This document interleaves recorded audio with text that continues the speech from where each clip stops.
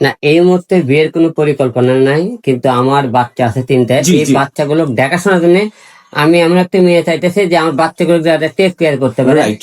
এখন মনে করেন বউ চলে যাতে বিয়ে এত সকালে মনে করেন বিয়ে তো করলাম অনেক করাই করে, তো দেখলাম তাদের ভালোবাসা মায়া।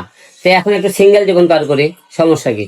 না, সাইন করা লাগে না। যখন আপনি 3 মাসের মধ্যে অটোমেটিক আপনার ডিভোর্স কমপ্লিট হয়ে যায়। এটা আইনের ধারাতে আচ্ছা, বলে 90। হিরো আলম ভাইয়ের মানে অজান্তায় মদ খায়, পরকিয়া করে, ইতিমধ্যে হয়তো বা আপনারা সেটা বুঝতে পেরেছেন।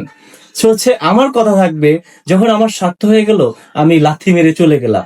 তাই এরকম কিছু কিছু মেয়ে এখন পর্যন্ত রয়েছে জনাব হিরো আলম আশরাফুল আলম ভাইকে তার কাছে এসে ভাইরাল হয়ে আবারও সেই রিয়ামনির মতো কাজগুলা করতে চান। যারা এই যে মস্তিষ্ক নিয়ে এগুলো করতে চান তাদেরকে আমি মনে করব আপনার এটা নিয়ে বিরত থাকবেন। হ্যাঁ, হিরো আলম ভাই যেটা বলছেন বিয়ের যে বিষয়টা, আলম ভাই যেটা আপনি বললেন যে বিয়ে কি আসলে আপনি করতে চাচ্ছেন, বা এখন কি আপনি তো একেবারে সিঙ্গেল,